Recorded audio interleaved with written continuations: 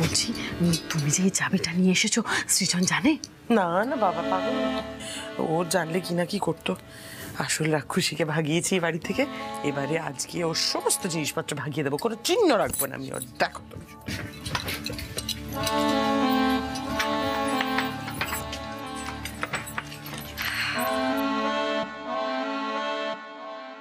মৌমিতা, কতদিন পরে আমি এই ঘরটায় ঢুকে শান্তিতে একটু নিঃশ্বাস নিচ্ছি গো। মা, ঘরের জিনিসপত্রগুলো না খুব ভালো করে চেক করে নাও, দেখে নাও তো ও কিছু আবার নিয়ে গেছে কিনা। ওকে দিয়ে তো বিশ্বাস নেই, আবার কি করবে পর্ণা যা মেয়ে। না ঈশা, জিনিসপত্র নেবে টেবে নাও, দেখো নি কিরকম অহংকারে মটমট করে। না না মেজো কাকি, ঈশা একদম ঠিক বলেছে। ওর কোনো জিনিস যাতে এই ঘরে না থাকে, হ্যাঁ, ও সমস্ত ব্যবহার করা জিনিস ফেলে দেওয়া একেবারে, না হলে সৃজনের দিকে মাথা ঘুরে যেতে পারে। ভোলা তো বিদায় হয়েছে, কিন্তু ওর ভূত যে কোনো সময় কিন্তু সৃজনের ঘাড়ে চাপতে পারে। যা শাকচুন্নি মেয়ে, সবকিছু ফেলে দাও, ফেলে দাও। আর ভালো ভালো শাড়িগুলো আমায় দিয়ে দাও, ফেলো না ওগুলো। আমি এক্ষুনি করছি। ভূত কেন, ওর ভূতের 14 গোষ্ঠী শ্রাদ্ধ করে আমি ছাড়বো। দাঁড়াও, ব্যবস্থা করছি, কোনটা যেন।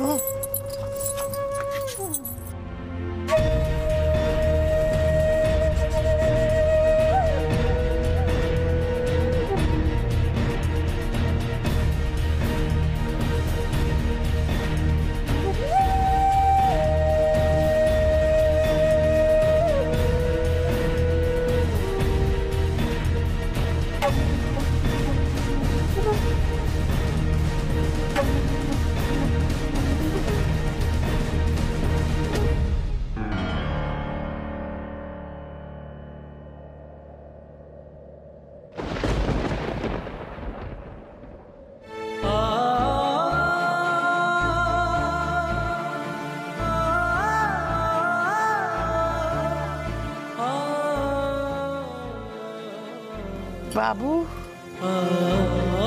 সৃজন, আপনি আবার এখানে এলেন কেন বলুন তো? আপনি আপনি নিজের ঘরে যান না। হ্যাঁ বাবু, বলছি কি, ঈশা ঠিকই বলেছে, তুই এখন অন্য ঘরে যা। এই ঘরটাকে আমরা ধুয়ে মুছে পরিষ্কার করে একেবারে সেই তোর ছোট্টবেলার মতন করে দেবো। ওই রাক্ষসীর কোনো চিহ্ন রাখবো না। দে। এই ঘর থেকে পর্ণার কোনো জিনিস বাইরে যাবে না, পর্ণার কোনো জিনিসে কেউ হাতও দেবে না।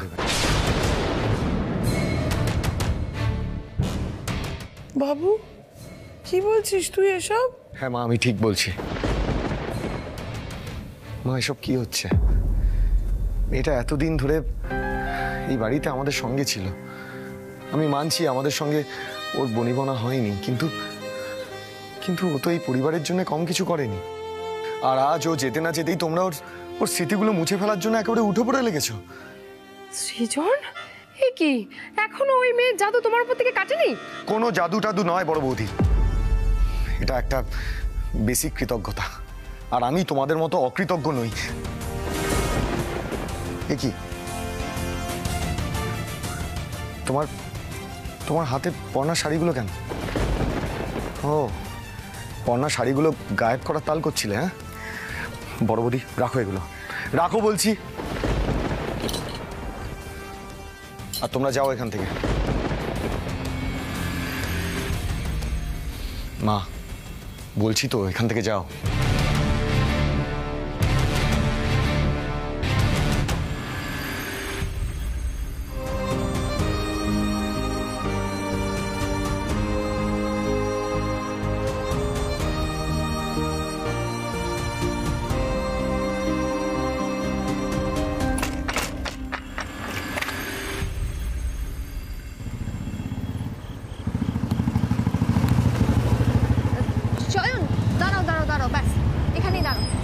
কেন?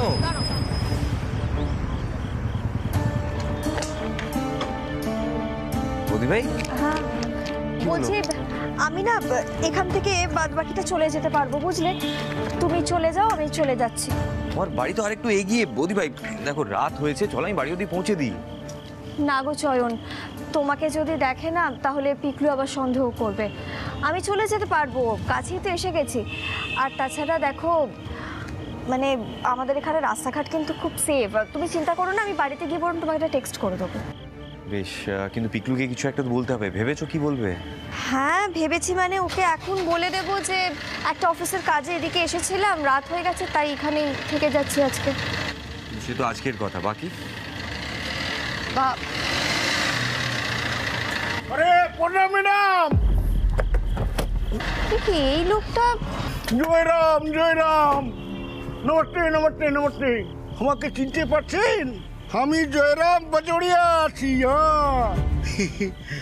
কি ম্যাডাম, হ্যাঁ সেদিন ও বাড়ি বিক্রি নিয়ে আমার সাথে এত ঝামেলা করলেন, লেকিন লাভ কি হলো? সে তো আমার কাছে এসেই হাত পাততে হলো। চয়ন, আমার দেরি হচ্ছে, আমি এগোচ্ছি। টাকা নিয়ে এভয়েড করছেন ম্যাডাম? ঠিক আছে, কোনো ব্যাপার না। এক মিনিট দাঁড়ান তো। কে আপনার থেকে টাকা নিয়েছে? হ্যাঁ সে কি? হ্যাঁ এ তো তাড়াতাড়ি সব ভুলে গেলে কি করে হবে ম্যাডাম? হ্যাঁ পুরা 15 লাখ লোন উইথ 40% ইন্টারেস্ট।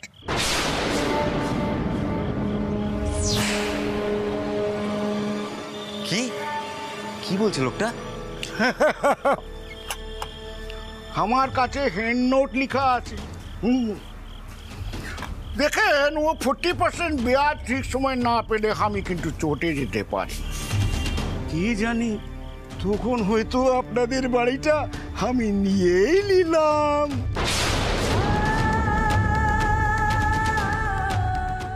এক সেকেন্ড, আপনি কি হুমকি দিচ্ছেন? হ্যাঁ, টাইম মতো আমার ব্যাজের টাকা না পেলে সুদ আসল আপনাদের থেকে সবটা আমি ঠিক বুঝে নিব। এই দাঁড়ান তো, কে নিয়েছে আপনার থেকে টাকা? পরিষ্কার করে বলুন তো আমাকে, কে নিয়েছে? আপনার হাজবেন্ড। কি? সৃজন?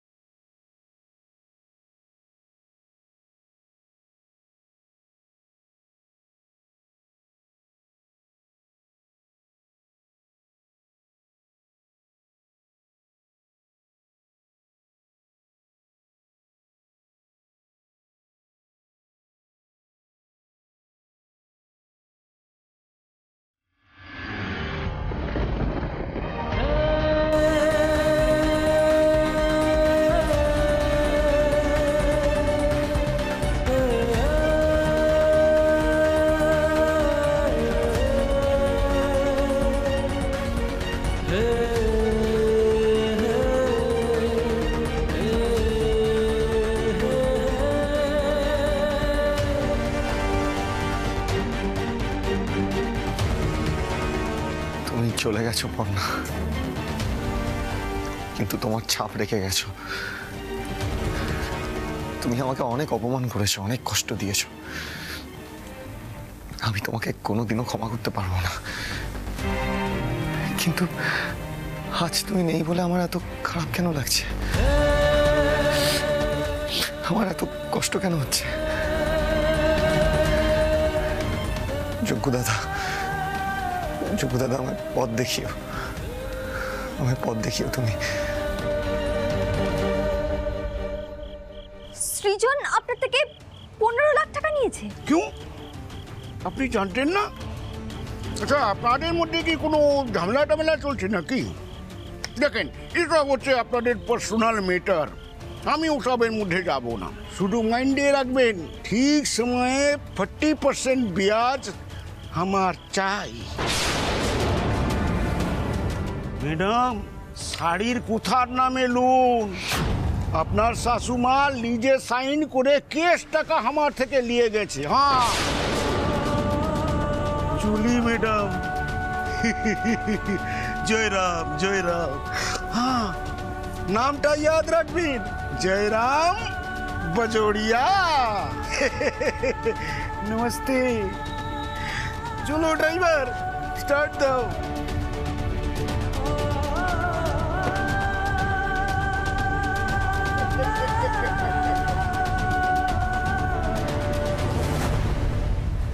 লোকটা কি বলে গেল? মাথায় তো কিছুই ঢুকলো না। আমিও তো কিছুই বুঝতে পারছি না চয়ন। সৃজন আমাকে 10 লাখ টাকা দিয়ে আমার থেকে মুক্তি নেবে বলে ওই লোকটার থেকে এতগুলো টাকা লোন নিয়েছে। আর একটা ব্যাপার খেয়াল করলে, লোকটা কিন্তু বারবার বলছে 15 লাখ ক্যাশ, তার মানে 5 লাখ এক্সট্রা নিয়েছে। হ্যাঁ তাই তো। সৃজনের মাথাটা কি একেবারে খারাপ হয়ে গেল নাকি? সৃজনকে আমি টাকাটা জোগাড় করে দিয়েছিলাম। প্রথমে তো ও একদম টাকাটা নিতে চাইছিল না, তারপর আমি ওকে বোঝালাম, ম্যানিপুলেট করলাম, তারপর ওর হাতে টাকাটা তুলে দিলাম। কি ভাবছো? চয়ন, ঈশাই তো সৃজনকে টাকাটা এনে দিয়েছে। ইনফ্যাক্ট সৃজন প্রথমে টাকাটা নিতে চায়নি, ঈশা নিজেই কথাটা আমাকে বলেছে। তার মানে ঈশা ওই বাজুরিয়ার থেকে টাকাটা এনে ঈশা এই সমস্ত কিছু নিজে স্মার্ট হবে বলে করছে। আর এটা করতে গিয়ে যে সৃজনকে কত বড় বিপদের মধ্যে ফেলেছে সেটাও নিজেও বুঝতে পারছে না। মাই গড মোদি ভাই, আমি তো বুঝিয়ে উঠতে পারছি না এবার মেজার কি হবে। 15 লাখ টাকা ক্যাশ, 40% ইন্টারেস্ট, এগুলো কি শোধ করা মুখের কথা? চয়ন, বাড়ি চলো। তোমার বাড়ি না, দত্ত বাড়ি, আমার শ্বশুর বাড়ি। মোদি ভাই তুমি দত্ত বাড়ি যাবে? হ্যাঁ চয়ন, সৃজনকে, দত্ত বাড়িকে, পুরো পরিবারকে বিপদের মধ্যে ফেলে রেখে আমি কিছুতেই চলে যেতে পারবো না। সৃজনকে বোকা বানিয়ে মায়ের মাথা মুড়িয়ে ওই ঈশা পুরো দত্ত পরিবারকে রাস্তায় বসানোর প্ল্যানিং করছে। ওকে আমি ছাড়বো না, কিছুতেই ছাড়বো না, ওকে আমাকে আটকাতেই হবে। আমি থাকতে দত্ত পরিবারের কারোর কোনো ক্ষতি আমি হতেই দেব না। কিন্তু আমি এখন বাড়ি ফিরে যাবই বা কি করে? মানে আমি তো নিজেই সবকিছু ছেড়ে ছুড়ে বেরিয়ে এসেছি। মোদি ভাই এখন না বেশি কিছু ভাবতে হবে না, তুমি আগে বাড়ি চলো। চলো।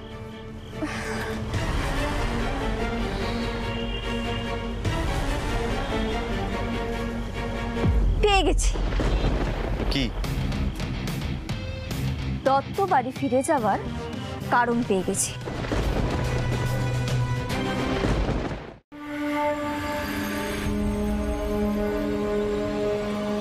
দাদা একটু একটু। আচ্ছা আচ্ছা।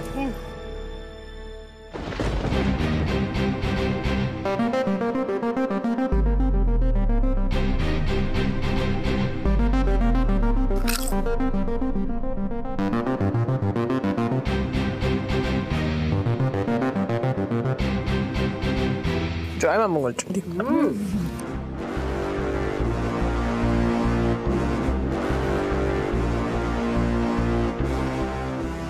এই মমিতা, আজ আমি এত খুশি না যে আমার মাথায় কাজ করছে না। এই এই আলু ভাজাগুলোকে কিরকম ওই মাংসের ওই বলো না ওই এরকম কি হয় ওগুলো? কাবাব কাবাব কাবাব, কাবাবের মতন লাগছে। এই বলছি বলছি ওই নাকি বলো, পর্ণা মুর্দাবাদ আর আমাদের ঈশান জিন্দাবাদ। হ্যাঁ এই এই হলুদটা শেষ হয়ে গেছে, এই কালোটা দাও, কালোটা দাও। এই বলছি ঈশা, গ্লাস তুলে কি একটা যেন বলে, বলো না। চিয়ার্স, চিয়ার্স বলে। করো করো চিয়ার্স করো, চিয়ার্স করো। চলো। চিয়ার্স। এই চিয়ার্স।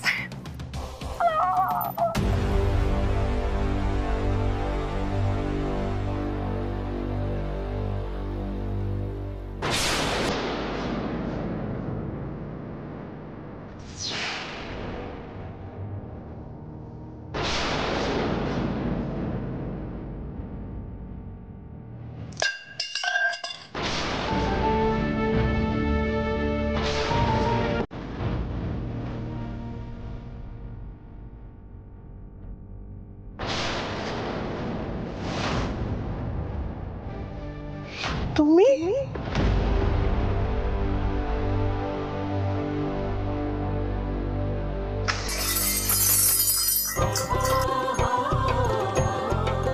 ওগো, কে কোথায় আছো? সব নিচে এসো, দেখো নতুন বৌদি এসেছে। নতুন বৌদি, কে কোথায় আছো? এসো এসো, নতুন বৌদি এসেছে। বন্যা এসেছে।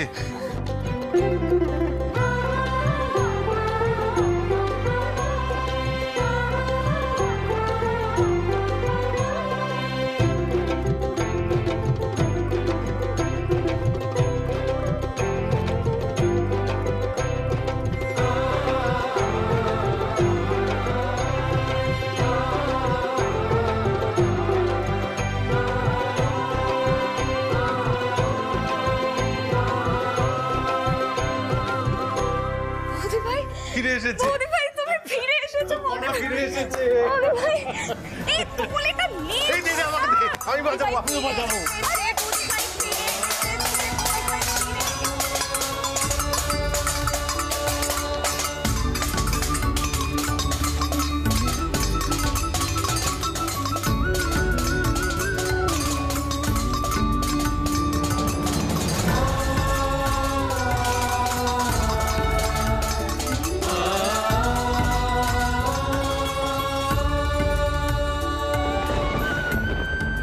বর্ণা, দাঁড়িয়ে রইলে কেন? ভেতরে চলো। দাঁড়া মেজো খোকা।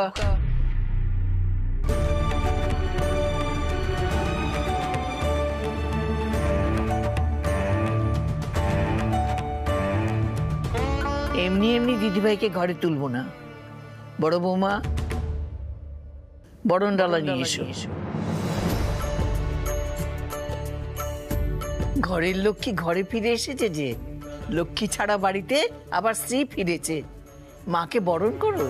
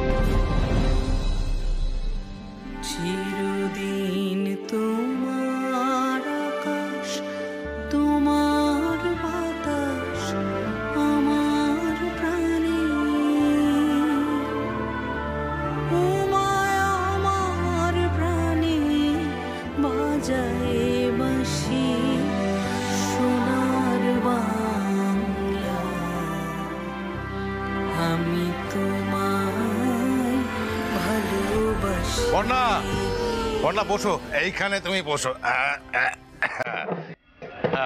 বসো এখানে।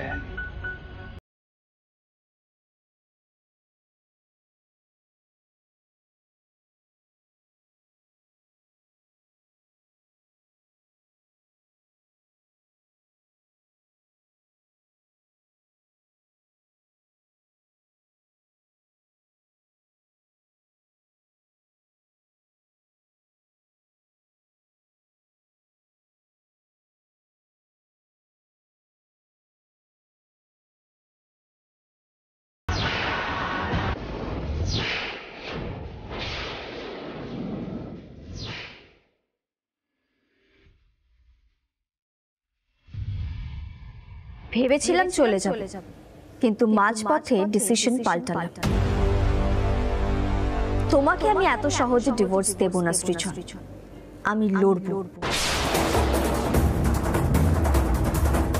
একজন স্ত্রীর অধিকারের জন্য আমি লড়াই করব। আমি কোর্টে কন্টেস্ট করব।